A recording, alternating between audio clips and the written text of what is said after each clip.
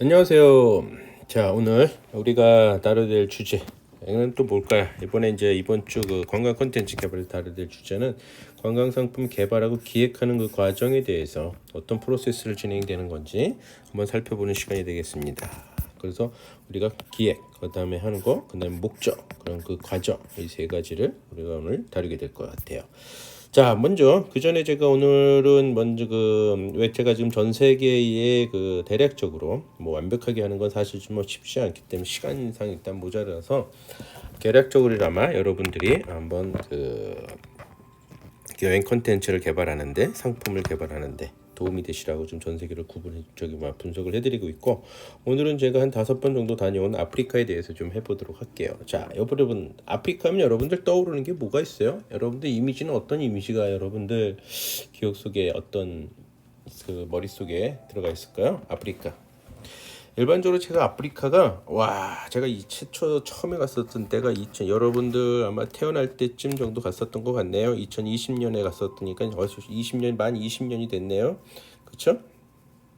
만 20년이 된 이 아프리카를 갈 때 정말 힘들었어요. 손님들 설득하느냐고.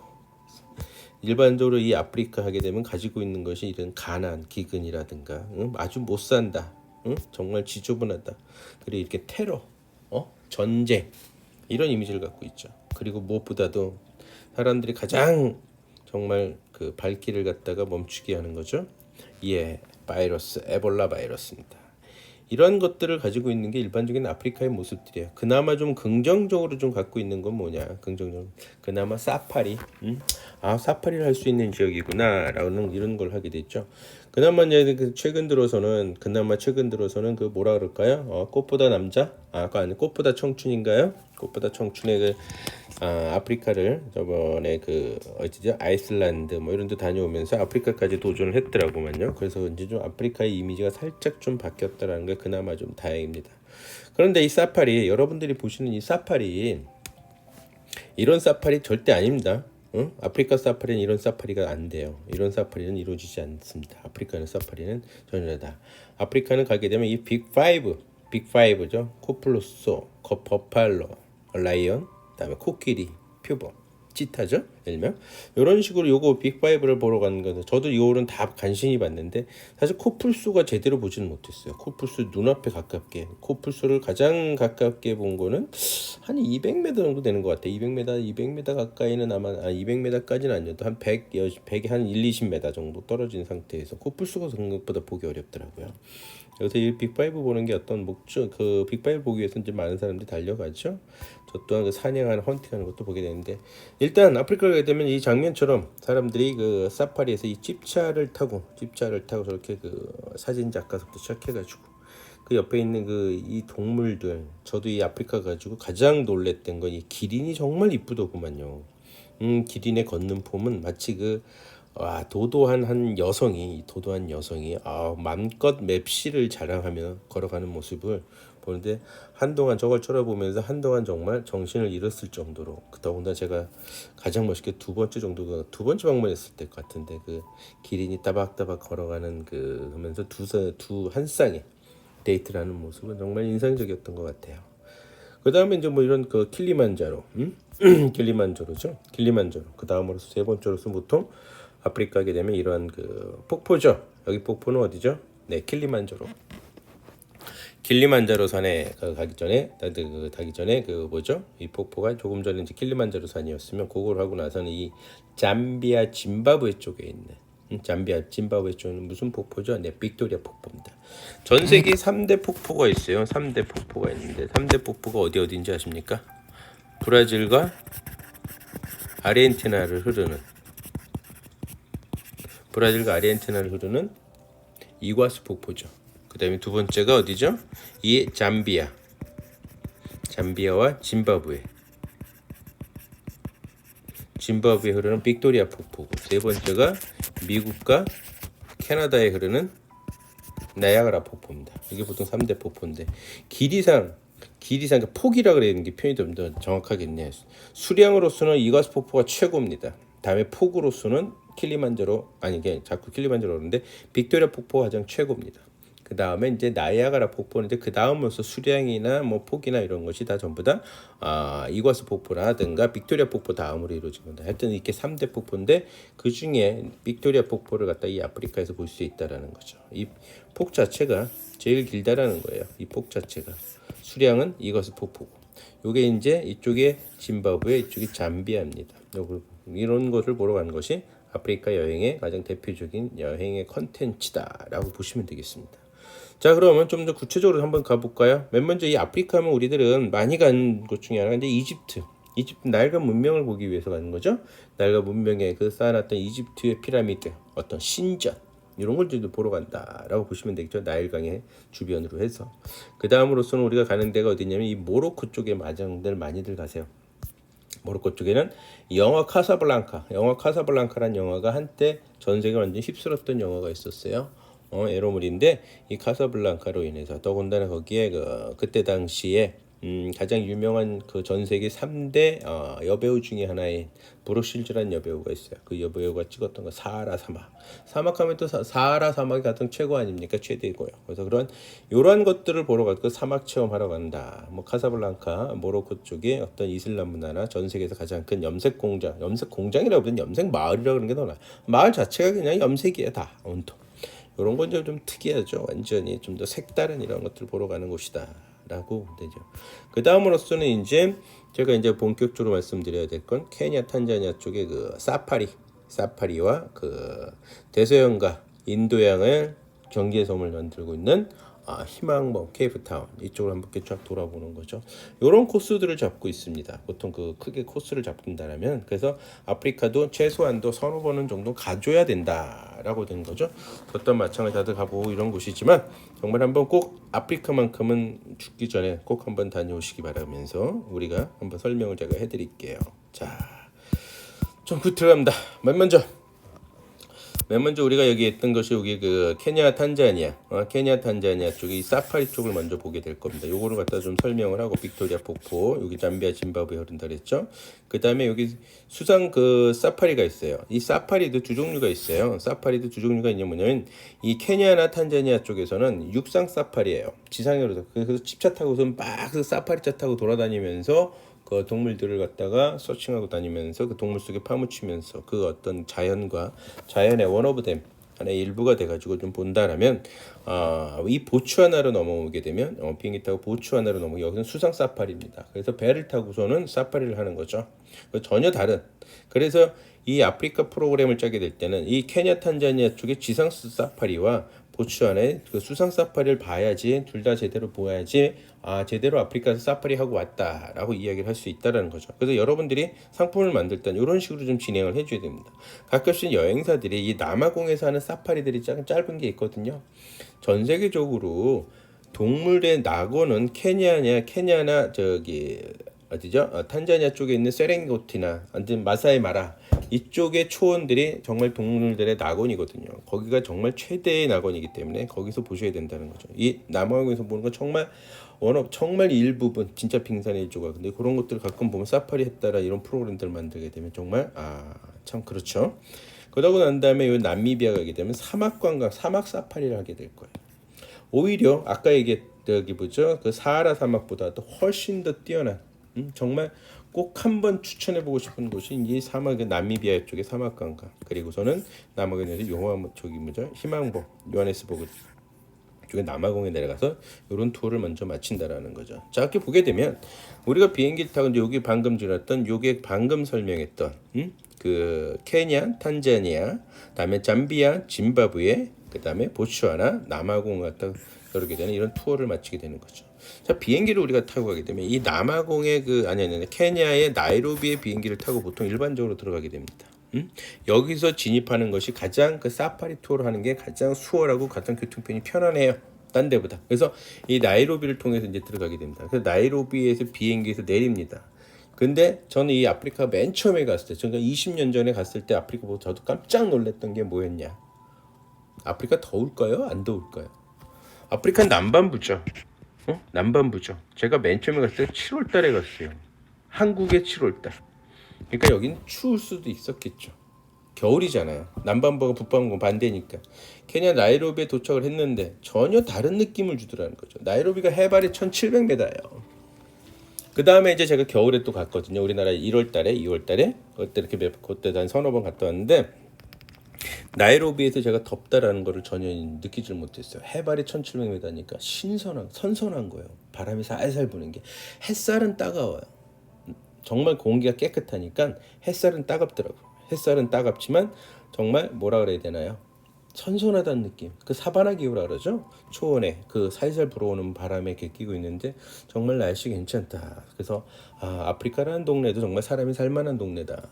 물론 그 후에 최근에 제가 2년 전인가요? 아이슬란드 그 추운데 가봤지만 북유럽도 가봤지만 정말 추운 줄 알았더니 웬걸 겨울에는 오히려 우리나라가 더 춥더구만요. 응? 그래서 다 보면 사람이 살만한 곳이다라는 걸 느끼면서 아프리카 한번 들어가 봅시다. 이 나이로비에 비행기 타고 내리잖아요. 그 해발 1700, 1660m 해발 타고 내리면 그런 선선한 느낌 나고 차량을 이용해서 우리 탄자니아로 탄자니아의 아루사로 이동합니다. 여기가 국경선이에요. 국경선입니다. 국경 통과하는 거 어려운 거 전혀 없습니다. 그냥 돈 내고 여권 내고 비자 깡까 특별히 어려운 거 없습니다. 바로 이때는 그 대부분이 케냐 탄지에서 출발할 때 흑인의 도움을 드면서 흑인을 그 기사를 두고 같이 출발을 해요. 흑인분이 그 흑인이 옆에서 서포트 해줍니다. 그렇기 때문에 특별히 많은 영어가 필요한 것도 아니고요. 적절한 영어 정도만 생활 영어 정도로만 하게 돼도 충분히 의사소통하는데 문제 없습니다. 그래서 탄자니아에 오게 되고요. 탄자니아에서는 저 같은 경우 비행기 타고 여기 육로로 와요. 육로로 오셔야 되거든요. 비행기 타고서는 세렝게티로 가는 거죠. 세렝게티. 세계 최대의 세렝게티 내셔널 파크라 그래가지고 동물들의 낙원이다. 요거는 이제 케냐의 마사이 마라하고 탄자니아 세렝게티가 연결되어 있어요. 초원 자체가 완전 연결이 돼 있다. 그래서 왔다 갔다 하는 건데 나중에 또 다시 한번 기회가 되면 설명을 하겠지만은 동물들이 왔다 갔다 해요. 여기가 우기일 땐 동물들이 다 일로 모이고 이쪽 케냐 마사이 마라 쪽이 우기일 땐 이쪽으로 다 올라간다. 여기 있던 동물들이 왔다 갔다. 왜? 우기면 풀이 자라죠. 풀이 자라니까 초식동물이 이동을 합니다. 초식동물이 이동을 하면 육식동물도 따라간다라는 거죠. 그래서 그 시기를 잘 맞춰야 돼요. 가끔 보게 되면 아프리카를 갔는데 동물을 하나도 못 봤다. 이건 말도 안 되거든요. 제가 아까 좀 전에도 이미지 보여줬지만 엄청나게 많거든요. 동물들. 완전히 동물에 파묻혀 살다시피 하는데 동물들을 못 봤다? 그런 거 시기로 완전 반대로 가신 거죠. 7, 8월 달에 어디로 가야 되냐? 7, 8월 달이면 케냐 마사이 마라 쪽 가서 사파리를 하셔야 되는 거고 12월, 1월, 2월에 갔을 때는 탄자니아의 세렝게티를 가야 된다는 거죠. 이런 것들을 이제 알아야지만이 여러분들이 정말 프로라는 그런 투어를 디자이너가 될 수가 있겠죠. 그래서 이런 투어를 마치고 그 다음에 어디를 가냐면 응고롱고롱 갑니다. 여기 이제 그 차로 이동을 합니다. 사파리 차 타고 이제 일로 바로 이동해요. 응고롱고롱. 여기는 왜 가냐면 여기서 사파리 다 했으면 됐지 왜 가냐. 근데 여기는 분화구예요. 지구 최대의 분화구입니다. 이 안에서 있는 살아있는 동물의 개체수도 수만 마리가 살고 있어요. 그래서 여기 또한 사파리 또 개념이 다릅니다. 또 다른 사파리의 맛을 줄 수 있는 곳. 그래서 사파리는 투어는 이 마사이 마라나 세렝게티를 다 마치고, 이 그 초원에 펼쳐진 들판에 쫙 뛰어다니는 그 수많은 동물들하고 같이 어울리면서 자연에 파묻히는 원오브 데미 되면서 다니는 이런 사파리 즐거운 맛을 느끼면서 응고롱고롱 가서 분화구 내에서 또 다니는 그 맛, 정말 다른 그 사파리 맛을 주게 되죠. 그리고서는 이제 아루샤로 왔다가 여기서 이제 12월, 1월, 2월에 가게 되면은 아까 말씀드렸듯이 12월, 1월, 2월에 가게 되면 세렝게티 몽고롱고롱 가서 사파리를 하게 된단 말이에요. 동물들이 이쪽에 몰려 있으니까. 그래서 아루샤로 왔다가 여기까지 오게 되면 어디로 간다? 일로 간다라는 거죠. 여기가 어디예요? 여기가 어디다? 킬리만자로 산이 있습니다. 이 킬리만자로 산에 있는 거다. 이 투어를 여기서 이렇게 맞추는 것이 전체적으로 맞추는 것이 대략적으로 7일에서 8일 정도가 소요가 됩니다. 약 일주일 이 투어를 맞추는 것이. 그러니까 전혀 다른 일반적인 관광하고 완전히 다른 체험을 할 수 있다. 그렇기 때문에 고객들의 만족도가 여기서 완전히 달라집니다. 아까도 말씀드렸듯이 처음에 제가 모시고 갈 땐 그 가난과 그 지저분함과 바이러스와 전쟁과 테러 때문에 안 가겠다고 하신 분들이 이 투어를 딱 끝마치고 나서는 여기 정말 잘 왔다. 그러면서 어릴 때 요즘에도 하고 있는 이 동물의 왕국에 봤던 그런 다큐멘터리 이런 걸 보는 것이 많이 떠오르신다고. 하물며 지금도 그런 얘기들을 가끔은 하세요. 저 그때 같이 다니셨던 저 고객들은 가끔씩 작년에도 저랑 같이 이제 전라남도 일주를 한번 하셨는데 그분들 가끔 그러세요. 그때 아프리카 이분들은 저랑 같이 지구를 한 바퀴 도셨거든요. 남미면 보면 한 바퀴 도셨는데 참 재밌는 게 항상 그 아프리카는 한 번 더 가고 싶다. 체력이 좀 받쳐준다. 지금은 연세가 있으셔서 못 가세요. 사실은 연세가 80이 넘으셨기 때문에 못 가시는데 이분들이 하신 얘기가 아프리카만큼 다시 한번 가보고 싶다 할 정도. 근데 처음에 안 가시겠다 그랬어요. 특히 사모님들이. 응? 사모님들이 안 가겠다고. 남자들은 한번 가보자. 이제 지구 한 바퀴 돌았으니까 가보자라고 도전을 덤볐지만은 사모님들 거기 왜 가냐고 했던 곳이지만 지금은 오히려 거기를 다시 한번 가고 싶다고 할 정도로 이런 투어를 하는 곳이 지금 방금 얘기한 케냐와 탄자니아다. 자, 여기서 여러분들이 하나 알아줘야 되는 것은 꼭 기억해줘야 된다는 거는 12월, 1월, 2월을 저는 많이 추천을 한다. 왜? 세렝게티에서 사파리를 마치고 응고롱고로 분화구 사파리도 마치면서 킬리만자로까지 볼 수가 있다. 근데 7월에 8월에 가게 되면 동물들을 보려면 마사이마라 쪽으로 가셔야 되거든요. 케냐에 나이로비에서 일로 가야 된다. 그럼 여기로 오게 되면 일단 킬리만자로를 못 보게 되고 응고롱고로도 못 보게 된다라는 사실이죠. 무슨 얘기인지 아시겠죠? 그렇기 때문에 가급적이면 꼭 12월, 1월, 2월에 가야 된다라는 말씀을 드린다라고 드릴 수가 있고요. 그 다음 또 여기 투어를 이제 마쳤잖아요. 방금 얘기했듯이 케냐와 탄자니아의 세렝게티, 응고롱고로, 킬리만자로 선을 다 마치고 난 다음으로 이제 비행기 타고 이제 내려오고 어디로 오게 되니 이게 마무리를 지게 되잖아요. 그런데 여기 나이로비가 왜냐 교통이 항공이 여기가 제일 편하단 말이에요. 오히려 탄자니아 수도에서 거기 가는 게 더 불편해요. 훨씬 더 불편합니다. 그러니까 케냐 탄자니아가 아니라 케냐 나이로비를 그 뭐라 그럴까요? 베이스 캠프로 두고서는 사파리를 하고 있다는 거죠. 근데 나이로비에서는 또 빠뜨리지 않는 관광지가 있단 말이에요. 첫 번째가 우리가 볼 수 있는 것이 뭐냐면 이 아웃 오브 아프리카라는 영화 여러분들 혹시 보신 분들도 계시겠지만 한번 안 될 기회 되면 한번 보세요. 이렇게 그 광활한 아프리카 대륙을 대상으로 이 케냐를 대상으로 찍은 영화거든요. 어떤 그 서정적인 영화인데 한번 보실만 합니다. 보시면 그래서 그 직접 요거는 이제 실화를 바탕으로 했던 거예요. 그래서 케냐에 시집 왔던 유럽의 한 여인의 살아가는 모습을 그리는 거거든요. 그래서 이혼을 하고 다시 저기를 하는데 상당히 불운했어요. 첫 번째 남편으로서부터는 정말 성병도 옮기고 이 남자가 막 바람도 피고 막 이러는데 두 번째 남자 조금 전에 보여드렸던 이 남자하고 또 결혼을 하려고 했는데 이 남자가 또 그 아프리카 그 커피 이 사람들 커피를 최대 생산을 하고 있었거든요. 근데 그 약을 그 뭐죠 경비행기 타다 또 사고로 죽고 뭐 이런 건 저런 영화인데 보실만은 한데 일단 배경 자체가 상당히 중요하다라고 말씀을 드렸어요. 그래서 그런 실화의 그 집입니다. 생가죠. 여기는 이제 하나의 박물관이라서 많은 사람들이 찾아갑니다. 그래서 나이로비에서 이런 관광도 마치고 거기에 이제 하는 박물관일 때 많은 사람들이 여기 사진 찍고 하고 오면 되죠. 나이로비에서 그걸 하고 그 다음에서 이 사파리를 마치면서 이 사파리들을 이제 하게 되잖아요. 이 사파리를 이제 마치게 되는데 방금 아까 얘기했듯이 이렇게 그 사파리 차를 타면 얼룩말서부터 해서 버팔로를 해가지고 완전 동물들 속에 모여 살게 돼 있다라는 거죠. 그래서 지금 현재 이게 모여 있는 이유가 뭘까요? 이렇게 거기 사파리 차들이 쫙 모여 있죠. 요건 바로 앞에 라이언이 있기 때문에 그래요. 그래서 라이언들이 모여 있으면 이 흑인들이 서로 무전기를 갖고 다니면서 이야기를 해요. 여기 라이언 나타났다, 라이언 나타났다. 그러면 사파리 차들이 쫙 몰려가죠. 완전히 몰려가는 거죠. 최근에 이쪽에서 좀 안 좋은 얘기가 들었는데 그 한 분이 내리셔오는 바람에 완전히 사자한테 가끔씩 그런 그 젊은 친구들이 있어요. 저 특히 유럽 사람들은 그래가지고 안 좋은 소식이 한번 전해졌습니다. 이런 사파리를 여기서 즐긴다라는 거죠. 요거는 이제 케냐의 나쿠루라는 데예요. 케냐 나쿠루라는 데인데 요건 이제 올라가게 되면 요건 여름에 또 가서 볼 수 있는 데다. 겨울엔 또 이거 못 봐요. 케냐 쪽이기 때문에. 저는 이제 여름과 겨울에 다 가봤으니까 이 플라멩고 수천 마리, 수백만 마리가 이게 이 사람 이 새들이 날아가는 걸 보게 되면 정말 와 천지가 다 그 분홍색 이런 맛을 또 주는 곳이 이 아프리카 사파리다라고 보시면 되죠. 이런 사파리 되고 여기가 이제 얘기했던 분화구예요. 분화구 사파리입니다. 아까 응고롱고라 그랬죠. 세계 최대. 여기서 이제 얘기되는데 제가 여기서는 꼭 이 호텔에서 자요. 이 세레나 로치에서 잡니다. 저는 여기 아니면 딴 데서는 안 자요. 딱 이 여기서 아침에 보게 되면 이 밑에 분화구가 이제 쫙 펼쳐져 있는데 제가 내 앞에 진짜 정원이 아주 큰 끝이 보이지 않는 정원이 보이면 펼쳐지게 된다는 거죠. 여기서 이제 사파리를 또 즐기는 겁니다. 똑같이 여기는 이제 보게 되면 이 호수도 중간에 하나가 있어요. 그래서 이렇게 노랗게 볼을 따라가는 것이 사파리 경로인데 여기를 돌아다니는 게인데 여기에 개체수는 참 좋은 게 뭐냐면 가만히들 이렇게 많이들 뛰어다니진 않아. 아까 그 세렝게티라든가 마사이 마라 쪽은 막 뛰어다니면서 먼지도 나고 사실 좀 그러한 그 불편하면 어떻게 보면 불편 요런 게 있다. 그래서 아프리카 사파리 갈 땐 꼭 필수품이 뭐다? 두 가지가 꼭 가져가야 돼요. 뭐다? 망원경하고 응? 아주 멀리 볼 수 있는 망원경하고 또 하나는 마스크입니다. 지금 여러분들이 쓰고 있는 마스크가 필수품이었어요. 그래서 제가 항상 마스크를 챙겨 갖고 가거든요.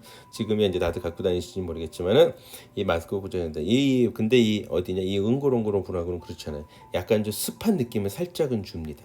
아무래도 분화구니까 그렇죠? 분화구죠. 여기서 이제 투어 보게 되는데 특히 전 여기서 거의 파티를 항상 열어요. 저녁에 와인을 한번 쫙 고객들한테 한번 쏘면서 자 아프리카 와인 비싸지 않아요. 하우스 와인 그러니까 한 병에 한 2만 원, 3만 원 합니다. 뭐 이런 거 와인들 한번 맛도 괜찮습니다. 그래서 그런 아프리카에서 이런 투어를 한 게 응고롱고로 해서 분화구 사파리를 마치게 된 거죠. 그 다음에 이렇게 킬리만자로 이제 넘어와가지고 보게 된 거죠. 저는 이 킬리만자로까지는 그 정상까지는 안 가봤어요. 제가 이제 무릎이 좀 나가는 바람에 산악회 사람들하고 돌아다니다가 저기 어디야 중국의 황산 갔다가 무릎이 그때 한번 완전 나가가지고 그 다음부터는 산을 좀 타기가 불편하더라고요. 근데 하여튼 킬리만자로는 저 꼭 들립니다. 들려가지고 고객분들 같이 갔던 일행분들한테 킬리만자로 산책을 할 수 있는 약 한 2시간 짧게는 1시간 반 정도 정말 울창하게. 근데 또 여기 갔다 올 때 제가 또 이벤트 한번 벌리죠. 요즘에 여행은 이벤트를 벌려줘야 됩니다. 이제는 인솔자는 어떤 엔터테이너가 돼야 되거든요. 그래서 꼭 이때 제가 준비해가는 노래가 있죠. 킬리만자로의 표범을. 그래서 버스 안에서 딱 사파리 차 안에서 틀어주면서 그런 킬리만자로서 들으면서 이 킬리만자로 산을 갔다가 가벼운 트레킹을 하게 되는 거죠. 그래서 어르신들하고. 그걸 다 마치고 나서 이제 나이로비로 돌아온다 그랬잖아요. 다시. 이 나이로비로 다시 돌아오게 되는데 나이로비로 올 수밖에 없는 게 비행기 타고 일로 넘어가야 돼요.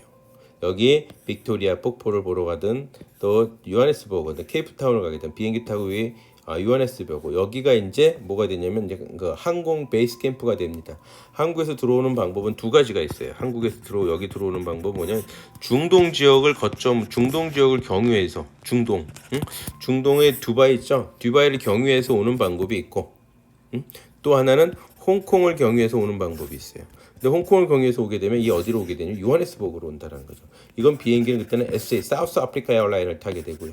중동 쪽에서 오는 이디오피아 항공이라든가 중동 비행기들 그 있죠. 두바이 항공 쪽으로 에미레이트 항공도 이런 걸 타고서 이제 들어오는 이런 방법들. 가장 이 케냐 탄자니아 요거는 이제 프로그램에 컨텐츠를 어떻게 만들어내서 프로그램을 만들어내느냐는 건데 이 케냐 탄자니아 쪽만 보게 되면 중동이 더 편해요. 중동의 두바이를 경유해서 아랍에미레이트 항공을 타갖고 오는 프로그램이 저는 괜찮습니다. 그러나 이 밑에까지 들어오게 된다면은 오히려 사우스 아프리카 에어라인, 홍콩을 경유해서 들어오는 비행기가 더 편하다. 여기 사우스 아프리카 에어라인은 어디든지 가는 비행기가 다 있다. 너무나 아프리카의 동남부 쪽에서는 항공사 제일 큰 게 사우스 아프리카 에어라인이거든요. 가장 편안하게 잘 돼 있다라는 걸 보시게 되면 만약에 중간에 여기 전 모든 지역을 전부 다 사우스 아프리카 에어라인이 연결이 돼요. 그렇지만 만약 다른 비행기를 타고 왔다. 아랍에미리트 비행기 타고 왔는데 여기 와서 밑으로 내려온다. 그러면 이제 비행기 가격이 확 뜁니다. 막. 비행기 프로그램을 짜질 때 컨텐츠를 개발해서 프로그램을 짤 때는 중요한 게 뭐였지? 프로그램으로 들어가게 되면 가격이 되게 중요하잖아요. 그렇죠? 가격이 어느 정도 민감하게 나오거든요. 그렇기 때문에 고객들이 선택하는 그 가장 결정적인 영향을 미치는 이 가격을 감안한다면 가급적이면 한 비행기를 통일을 시켜야 돼요. 중남미 여행을 짤 때도 그렇고 유럽 여행을 짤 때도 그렇거든요. 그것 때문에 한 비행기로 다 연결되려면 이 사우스 아프리카 에어라인이 와서 오게 된다라고 보시면 될 것 같아요. 그래서 이 나이로비를 이용해서 오게 되는데 나이로비에서 사우스 아프리카 이쪽에 사파리 쪽을 하게 되면 케냐의 나이로비를 통해서 오게 되는데 이 나이로비가 또한 아까 말씀드렸듯이 뭐죠? 아웃 오브 아프리카 영화의 배경이 됐던 그 장소 살아있는 실제 실화를 갖다 바탕으로 만든 영화를 어떤 그런 걸 갖다 회상하면서 투어도 되지만 또 하나 나이로비의 밤에 케냐의 나이로비 사파리 캐치 쇼라는 게 있어요. 정말 이 흑인들의 뭐랄까요? 어떤 역동적인 동작들 볼 수 있는 거죠. 정말 박수갈채를 받을 수 있는 이런 거죠. 그래서 나중에 이 공연이 끝나면은 저같이 이런 기념 촬영도 할 수 있게 돼 있거든요. 정말 색다른 체험을 또 안겨주는 아프리카 여행의 어떤 또 다른 하이라이트라고 할 수 있습니다. 그런데 여기서 또한 더더욱 더 좋은 건 뭐냐면 저도 여기서 처음 먹어봤어요. 이 고기 뷔페를 주거든요. 가장 여기서 처음 먹어봤던 건 뭐였냐면은 전 세계를 저도 돌아다니면서 악어 고기를 여기서 처음 먹어봤어요. 악어 고기. 야, 악어 고기 정말 맛있더라고요. 이 악어 고기가 푸석푸석한 살코기가 없어요. 다 쫄깃쫄깃한 거 있죠. 그런 맛인데 그거 갖다 여기서 고기를 갖다 계속 내옵니다. 이런 식으로. 마치 그 브라질에 가게 되면 이런 투어들이 많이 있거든요. 그래서 그런 걸 내오게 된다라는 거죠. 그런 투어를 하기 때문에 여기서 또 고기 먹으면서 또한 와인 한 잔 하면서 저런 디너 캐치쇼, 디너쇼를 갖다가 우리가 감상을 하고 그 일정을 마치게 되죠. 그러면은 방금 얘기한 케냐 탄자니의 사파리 투어가 여기서 만져지는 거죠. 그래서 이 사파리 투어는 지상 사파리도 하면서 응고롱고롱에서 분화구 사파리까지 같이 곁들이고 겨울에 가게 되면 킬리만자로 산에서 트레킹까지도 같이 곁들이는 7박 8일 그러니까 좀 여유 있게 잡게 된다. 9박 10일짜리 프로그램을 여기서 하나를 만들어낼 수가 있다라는 거죠. 그러고 난 다음에 여유 있게 되면 그래서 제가 아프리카 투어는 보통 보름짜리 14일 15일짜리 보름 투어들을 만들어요. 여기서 일주를 보내고 비행기 타고 일로 내려오게 되는 거죠. 여기 내려와서 다시 비행기 타고 어디로 가냐면 빅토리아 폭포나 초베 국립공원, 보츠와나. 예전에 동물의 왕국이라는 드라마 다큐멘터리가 있었어요. 그거 거의 99.9%가 다 초베 국립공원, 보츠와나에서 다 찍은 것들이 대부분입니다. 하여튼 여기서 비행기 타고 해서 보츠와나를 오게 되면 여기는 아까도 말씀을 드렸듯이 수상 사파리를 하는 곳입니다. 그래서 배를 타고 이렇게 다니는 거예요. 여기 물론 가게 되면 진짜 그 동양인들은 거의 없고요. 동양인들은 거의 없고 전부 다 이렇게 그 유럽인들이. 그래서 여기는 수상 사파리 특히 코끼리하고 얘네가 누구죠? 하마, 히포죠. 하마하고 코끼리를 주로 본다라는 것은 여기서도 육상 사파리는 가능합니다. 안 되는 거 아니에요. 다만 우리가 육상 사파리는 케냐, 탄자니아 쪽에서 하고 왔기 때문에 여기서 하고 있다라는 거죠. 그래서 여기서 수상 사파리 저는 이 컨텐츠를 꼭 집어넣죠. 전혀 색다른 맛입니다. 이 하마들이 물속에 들어갔다 하는데 코만 달랑달랑 내밀고 있는 모습도 하나의 장관이거든요. 그 모습 자체가. 그리고 이게 잠베지강에 있을 또 특징들은 뭐가 있냐, 뭐죠? 이런 데서 이 특징 등의 하나들이 뭐가 있냐면은 또한 그 배에서 그 먹거리도 이런 제공하기 때문에 그냥 단순히 보는 게 아니라 거기서 와인도 한잔 하면서 동물도 보면서 이런 사파리들을 하고 있다는 거죠. 수상 사파리, 지상 사파리는 한 가지 흠이 있다라면 이동을 많이 하니까 나중에 밤 되면 허리가 아파요. 계속 툭툭툭툭. 이 아스팔트 길을 달리는 게 아니잖아요. 그렇죠? 아스팔트 길을 달리는 게 아니다 보니까 허리가 아픈 것이 있다. 그래서 아주 혹시나 모시는 일행 중에 허리가 좀 많이 안 좋으신 분은 제가 좀 모시는 거를 살짝은 조심스럽게 생각하는 곳 중에 또 하나이다. 그래서 이렇게 보츠와나에서 수상 사파리를 하고요. 그게 끝나고 나오면 짐바브웨 잠비에로 넘어오게 돼요. 짐바브웨 뭘 보러? 이 빅토리아 폭포를 보러. 항상 여기 무지개가 있습니다. 제가 다섯 번은 갔지만은 요번에 6번째 가기로 했다가 이 코로나 때문에 못 가게 됐는데 여튼 항상 무지개가 항상 뜬다. 특히 쌍무지개 그냥 쌍무지개도 항상 봐요. 무지개를 못 보는 게 이상할 정도로 그렇게 투어를 하게 되는 거죠. 이게 이제 소위 얘기해서 짐바브웨 잠비아입니다. 잠비아. 여기는 꼭 그 여러분들이 그 만약에 콘텐츠 상품이나 만들거나 이럴 때 아까 말씀드렸던 3대 폭포는 꼭 두 나라를 동시에 가봐야 된다. 아까 이과수 폭포는 뭐라 그랬어요? 브라질과 아르헨티나를 흐른다. 그거 이과수 폭포도 꼭 브라질 측면에서 보는 거하고 아르헨티나 국가에서 보는 거하고 완전히 달라요. 왜? 폭포가 너무나 크기 때문에. 그렇죠. 두 나라를 꼭 봐야 돼요. 가끔씩 한 나라밖에 안 보여주는 게 투어들이 있습니다. 이거는 왜? 비용을 아끼려고. 거기 한번 다른 나라를 보는 데마다 이게 몇만 원 추가가 아니라 몇십만 원 추가가 돼요. 마찬가지 잠비아, 짐바브웨 이쪽이 짐바브웨고 이쪽이 잠비아거든요. 여기에 저거가 있어요. 육로 투어를 할 수 있게 해줍니다. 요거 대략 1시간 반 정도, 길게 1시간 반 정도 투어를 자유시간을 드려요. 쭉 갔다 오시라고. 그 숙소가 이쪽에 있고 이쪽 너머에 있거든요. 숙소들이. 여기서 이제 투숙하게 되고. 그러고 난 다음에는 이 투어를 마치면요. 여기가 국경이에요. 국경.